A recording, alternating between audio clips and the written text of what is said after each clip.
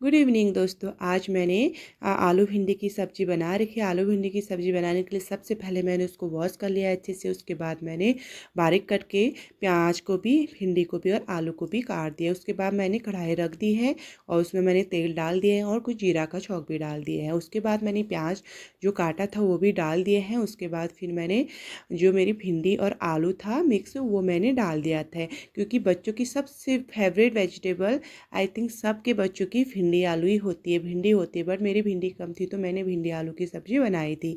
उसके बाद मेरी भिंडी आलू बन के तैयार हो गई थी तो मैं रोटी भी बनाना स्टार्ट करने लग गई थी। रोटी भी मेरी बन चुकी थी तो मैंने बच्चों के लिए सर्व किया, और उसके लिए मेरे बच्चों को कर्ड बहुत अच्छा लगता है तो मैंने उनकी कटोरी के लिए कर्ड डाला, दही डाला, फिर मैंने रोटी और सब्जी उनके लिए तैयार कर दिया और ये रेसिपी बन के तैयार हो गई। ये है मॉर्निंग का नाश्ता। उसके बाद मेरे बच्चों ने नाश्ता किया। फिर उसके बाद आ, मैंने जो गैस है, क्योंकि एक हाउसवाइफ का एवरीडे का काम होता है कि हाँ, खाना बनाने के बाद उसको किचन की सफाई करनी होती है। फिर मैंने उसका अपना गैस अच्छे से नीट एंड क्लीन किया। फिर मैंने गैस अच्छे से क्लीन करने के बाद जितने भी फर्श को भी मैं क्लीन करने लगी, जितने भी यूटेंसिल है मैंने वो वॉश के, डिशेस क्लीन किए। फिर एक कॉटन की हेल्प से मैंने अपना गैस अच्छे से ड्राई कर दिया। और उसके बाद जब गैस पूरी तरह अच्छे से मेरा ड्राई हो चुका था तो फिर वो देखो कितना अच्छा clean and neat and clean हो गया। फिर उसके बाद गैस अच्छे से साफ़ होने के बाद मैं उसको क्लीन करते जा रही थी, क्योंकि फिर जो पानी रह जाता है ना उसको फिर हमको कॉटन से ड्राई करना पड़ता है। फिर उसके बाद जो मेरी वॉल है टाइल से उसको भी क्लीन कर रही थी मैं।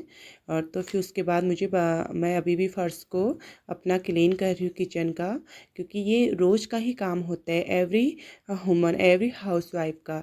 ये मैंने दिन के लिए जो दाल होती है, पहाड़ी दाल है ये, गहत, लोबिया एंड मास की दाल मैंने रात में भिगाने के लिए रखी थी, क्योंकि वो रात में दाल भिगाओ तो बहुत अच्छे से पक जाती। जितने भी मेरे यूटेंसिल ये वो हैं, बर्तन हैं, मैंने वॉश कर लिए हैं। फिर मैं अपना टैप को क्लीन कर रही हूँ। और उसके बाद जो छोटा वाइपर होता है उसकी हेल्प से मैंने, और जितना भी हमारा सिंक में जो रेस्ट होता है वो मैंने इसमें डाल दिया है। और मेरे बर्तन भी मैंने वॉश कर लिए हैं।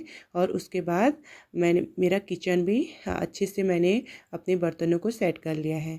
तो ये बर्तन धोने के बाद फिर, हाँ, तो मैं फिर दोबारा से जो फिर मैंने अब जो हमारा आरओ होता है पानी का वो मैंने ऑन कर लिया है। जो आरओ का पानी जो पाइप के द्वारा बाहर को आता है जो पानी, वो मैं वेस्ट नहीं करती हूँ, क्योंकि बिकॉज वो पानी वेस्ट हो जाता है तो मैं जो बकेट होता है उसमें डाल देती हूँ उसका पाइप को, तो वो भर जाता है। पानी का मिसयूज नहीं करना चाहिए। फिर मैं मार्केट से कुछ फ्रूट लाई थी, तो ऑरेंज, एप्पल, तो उनको मैं अपनी जो टोकरी होती है उसमें डाल ली थी एक एक करके, क्योंकि बच्चों को फ्रूट्स अच्छे लगते हैं तो मैं उसमें रख दिया मैंने। तो फिर उसके बाद जो बनाना भी मैंने उसमें डाल दिए थे। तो उसके बाद मैंने फ्रूट अच्छे से उसमें टोकरी में रख दिए थे। उसके बाद फिर मेरा दिन के खाने का टाइम हो गया था। बच्चों का स्कूल आने से पहले मैंने दिन का खाना भी रेडी कर लिया था। ये मेरी उत्तराखंड की प्रसिद्ध घहत, लोबिया एंड मास की दाल है। इसको मैंने रात में भिगाने के लिए रख दिया था। और फिर मैंने अच्छे से 2 से 3 बार पानी में वॉश करने के बाद फिर देखो फैन इतना अच्छा। फिर एक मैंने 1 टमाटो काटा है बारीक करके, और ये लाल मिर्च, हरी मिर्ची और प्याज और ये गार्लिक, तो ये मैंने अच्छे से बारीक करके कट कर लिया था। और उसके बाद मैंने टमाटर भी काट लिया था। तो फिर मैंने कुकर में ये जीरा का छौंक लगा के फिर हरी मिर्ची, प्याज को भी डाल दिया था।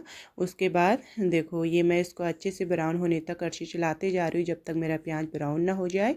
और उसके बाद मैंने इसमें कुछ टमाटर डाले। टमाटर डालने के बाद फिर मेरे टमाटर डालने के बाद फिर मैं इसमें कुछ मसाले डालूँगी और उसको कड़छी चलाते जाऊँगी जब तक मेरे टमाटर पक नहीं जाते। मैंने कुछ धनिया भी काट लिया है। और अच्छे से मैंने जब तक मेरा टमाटर पक गया था तो अब मैं इसके बाद अपनी दाल डालूँगी। तो मैंने इसमें दाल भी डाल दिए। देखो बहुत स्वादिष्ट दाल हुई थी, गहत की दाल। तो जो उत्तराखंड से बिलोंग करते होंगे उनको ज़रूर पता होगा कि गहत की दाल किसको कहते हैं। ये स्पेशली विंटर में ही इसकी दाल बहुत अच्छी होती है। अगर आप लोग को कब कोल्ड हो तो उसमें तो स्पेशली आप रोटी और चावल के साथ, दोनों के साथ खा सकते हो इसको। फिर मैंने इसमें गर्म पानी डाल दिया था। उसके बाद गर्म पानी डालने के बाद मैंने थोड़ा सा जो कोरिएंडर होता है, धनिया होता है, वो डाल लिया था। थोड़ा मैं बाद में डालूंगी क्योंकि पहले डालने से टेस्ट बहुत अच्छा आता है।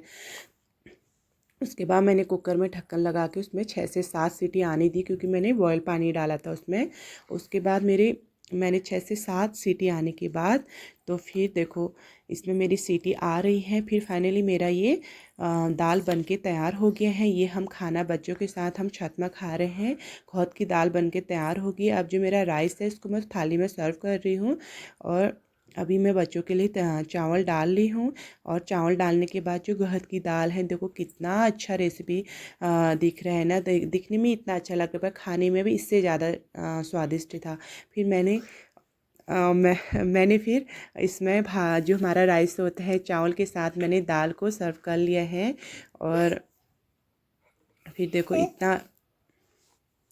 इतना अच्छा फाइनली ये मेरी पहाड़ी गहत दाल भात की ये रेसिपी तैयार हो गई है। देखो ये इतना अच्छा टेस्टी हुआ था। आई होप आप भी इसको एक बार ज़रूर ट्राई कीजिएगा। आपको भी ये बहुत पसंद आएगी। आई होप अगर आपको ये वीडियो पसंद आती तो उसके बाद भी मेरे जितने भी यूटेंसिल थे मैंने वो वॉश कर लिए थे। बच्चों का स्कूल के टिफ़िन से लेके जितने भी पूरे मेरे बर्तन थे मैंने वॉश कर लिए थे। एक हाउसवाइफ की सुबह से लेके नाइट तक की रूटीन यही होती है कि वो पूरा वर्क घर में काम ही करते हैं, बिकॉज वो हर एक सॉल्यूट है सब हाउस